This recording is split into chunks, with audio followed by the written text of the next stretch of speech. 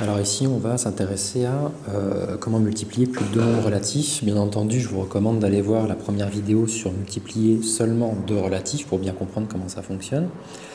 Alors ici, je vous propose une façon de faire qui est une méthode en particulier. Après, on verra qu'on peut faire autrement. À la limite, je vais vous faire le même exemple, mais pris sous deux angles différents. Alors, le premier, ce sera le suivant. Donc, de nouveau, on va suivre le schéma. Pour multiplier des nombres relatifs, d'abord on multiplie les signes entre eux, puis ensuite on multiplie les nombres sans les signes.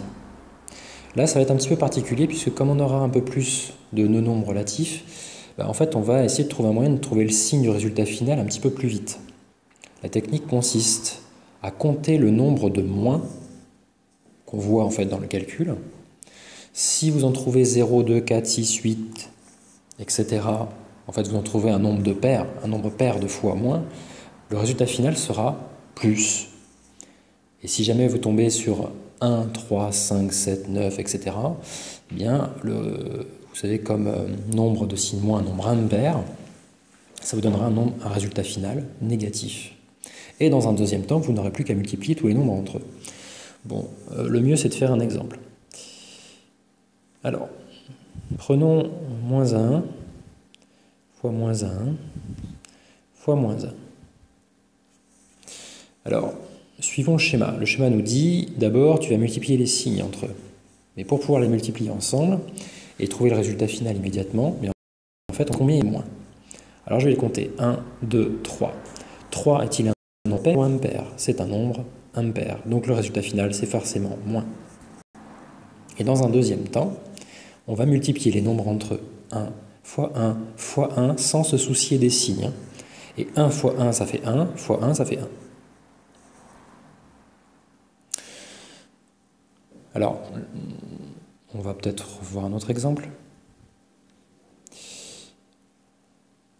Allez, moins 5 fois moins 1 fois plus 2 fois plus 3. Donc on a ce calcul-là, on y retourne. D'abord, multiplier les signes sans se préoccuper des nombres. Alors pour multiplier les signes, on va se demander ici combien il y en a de signes moins. 1, 2 seulement. 2 est-il pair ou impair?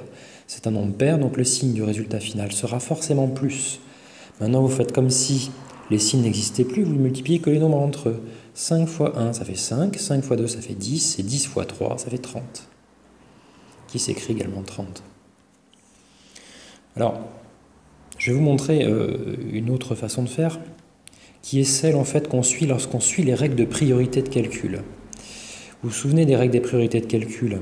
Les parenthèses sont prioritaires, ensuite les puissances, les exposants, qui laissent place ensuite aux multiplications et aux divisions, qui sont au même niveau. Et enfin, en dernier, normalement, on fait les additions et les soustractions. Alors là, il s'avère qu'on a une suite de multiplications seulement. Alors quand on n'a que des multiplications, en principe, on fait les calculs, on dit qu'on fait les calculs de gauche à droite.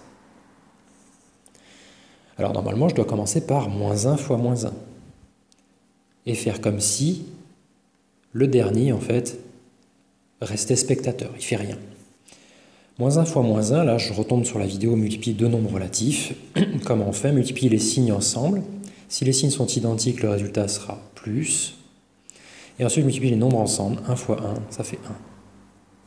Ensuite, il ne me reste plus qu'à faire plus 1 fois moins 1. Pareil, je suis dans le même cas que précédemment avec une multiplication de deux nombres relatifs. Est-ce que les signes sont identiques ou différents? Et ensuite, je multiplie les nombres entre eux. 1 fois 1, ça fait 1. Vous pouvez tout à fait procéder comme ça. Un petit commentaire par rapport au calcul B, si je voulais procéder de la même façon. Donc on nous dit, les règles de priorité disent, quand on a une succession de multiplications, eh bien, on doit faire les calculs de gauche à droite. Alors, il s'avère que pour la multiplication, c'est pas on doit, c'est on peut faire les calculs de gauche à droite. C'est possible. Sauf que la multiplication, elle a cette particularité qu'elle se fiche de l'ordre dans lequel vous mettez les nombres. Par exemple, si j'ai envie de faire d'abord moins 5 fois plus 2, je peux tout à fait le faire en premier. Et ensuite m'occuper de moins 1 fois plus 3. C'est tout à fait possible. On peut permuter les nombres entre eux.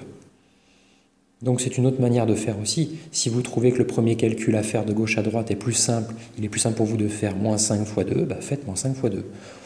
Ici, moins 5 fois 1, c'est quand même assez facile. Mais cela dit, sachez que vous avez le droit de permuter. Attention, ça c'est vrai pour la multiplication. C'est vrai également pour l'addition. On peut permuter des nombres qui sont tous positifs. Attention à la soustraction, elle n'accepte pas ce genre de choses. C'est complètement interdit.